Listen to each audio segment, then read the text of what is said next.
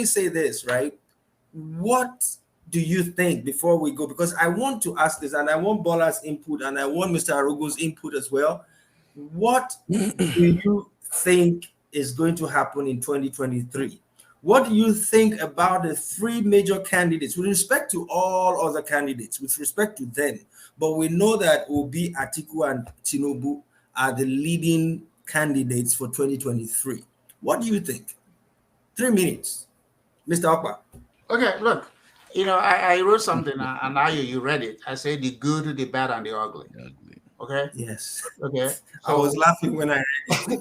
So you could choose the good and the bad and the ugly in this whole thing, and any one of them can fit that description.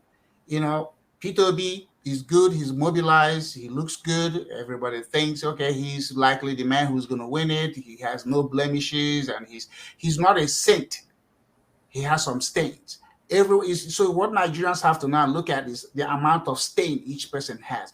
But here it is. Let's make this permutation. Let's say P2B emerges, okay? President. Okay, is he going to have members of the House of Representatives that are Labour Party members and senators? Because if he's just a one-man show, you can do this as the governor, but you can't do it as president of Nigeria. You needed the support of the House and the Senate to get your bills, because you can't just be unilaterally in your power doing things. In fact, they will impeach him as soon as he's sworn in. Okay, so we have to look at what are the chances of that happening. But that's what I have said to Peter B and his people chanting for him. Let Peter's popularity begin to be beneficial to other people under the Labour Party, so that they too can win. He's already there. So let Peter start campaigning for other candidates in every state. I need you people. I can't do this alone. If he makes it look like he's the one who's going to do it alone, he will not be president. Thank you. Mr. Arjimi, over to you. Well, for me, my own view about 2023 is that, right, we have all the three of them, Tinubu, Obi, and Atiku are the front runners. But you see, a party, the way Nigerian elections happen is that the party has to be national in terms of being on ground, in terms of structure, in terms of membership, in terms of reach. You understand? Labour Party is a small party when it comes to politics in Nigeria, as it is. It's only the PDP and APC that has got that reach. You understand what I'm trying to say now? Now, coming to the individuals, Atiku, he himself, I believe, for me, his body language shows that he's not even sure in himself. He's not sure of himself. He's not sure. He's just trying it because he wants to have that title president, but he's not even sure whether he's going to get there. Now, the two determined individuals that I know that want to be president are Tinubu and Obi. But now, if you look at the individuals in terms of what they have done, in terms of the capacity the party has to mobilize and the structure they have on ground, Tinubu has an edge over Obi. Just like Mr. Hopper said, Obi cannot become president, and you have maybe only 5 members of your party in House of Rep and 5 members of your party in Senate, and you think you'll be able to make things happen. It's not going to happen. That's the politics of Nigeria for you as it is now. Now, they all have their shortcomings. They all have their negatives, right? They all have their negatives. But for me, I'm not going to vote. I don't care where the person comes from. But as long as you have the capability and the capacity to do the right thing for Nigeria. But between Obi and Tinubu, that which I know is that we know it has been proven and tested. Tinubu has the capacity to build a team that can deliver. If he can do it at the center, it's a different ballgame entirely. You understand? He has that vision. He has that vision. He has that particular vision to put things in place such that it's a vision you run with. Can he deliver that at the center? It's left for us to know. We do not know. You understand? Obi, yes. But you see, those who are shouting Obi now on social media, on that day, they are not the ones that are going to be on the streets voting. That's just the sad part of it. They're not going to be the ones on the street on that day voting. Unfortunately, that's just my own view about it. But I don't care who is going to be there as long as the person can move Nigeria forward. Imagine changing the Canadian dollar to a naira at 520 naira to a dollar. It's way out of this world. Yeah. So that's just my own analysis of the Thank you. situation. And okay, thanks a lot. What about Mr. Arogun? What are your thoughts? Okay, as far as I'm concerned, Tinubu is running fine. I can say like 1,000 things against him now. But if the other people are not doing what they're supposed to do, then there's nothing anybody can do about it. It is the duty of every Nigerian who wants Obi to be there to work for him. And like Mr. Hopper said, at every level, not just bringing Obi in because he will not survive that heat. He's not going to survive. Um, as far as the three of them are concerned, I agree with Mr. Rotimi that Atiku does not seem like he's ready.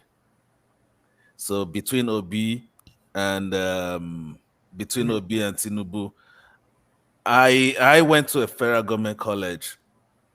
I don't look at tribe. I don't look like religion or something.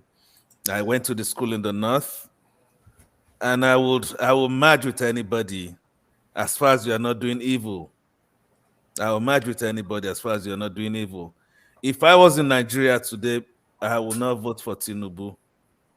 I can waste my vote on Obi because I believe in the man as an individual, but I don't know what he's going to do on the national stage. Um, as it is now, we'll just hope for the best, and I don't know. I just think everybody as a Nigerian, we have an input in this. It's not just about the politicians. Even if we are talking about having a solution eventually, we have to reorientate everybody, Nigerians as individuals. Because if you ask a young boy now, 5, what he wants to be in future, he will tell you he wants to be a Yahoo. Mhm.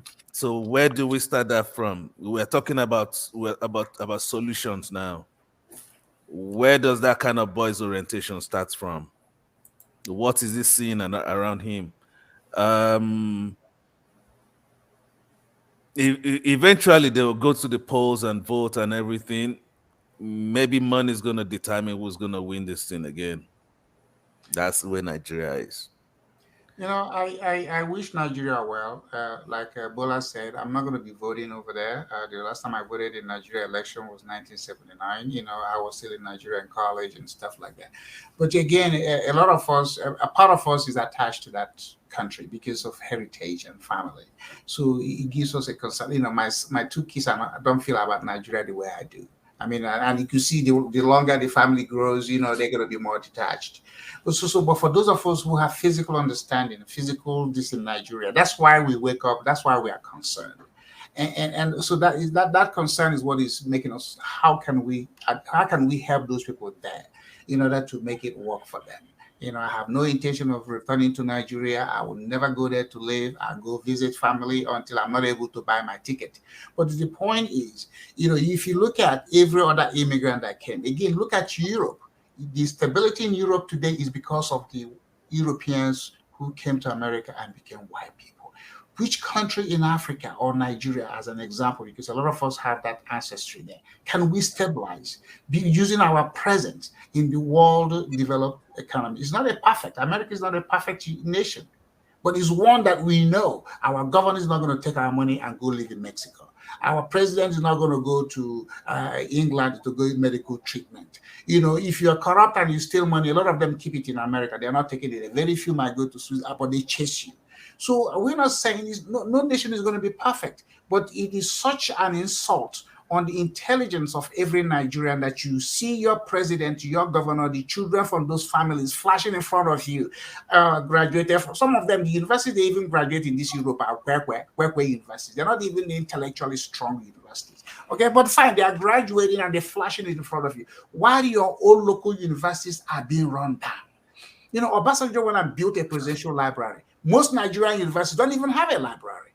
And asking him, excuse me, what is this all about? So we have to start doing these things. It's not about the individual. The black race celebrates individual accomplishments while there are no institutions behind it. We have to migrate.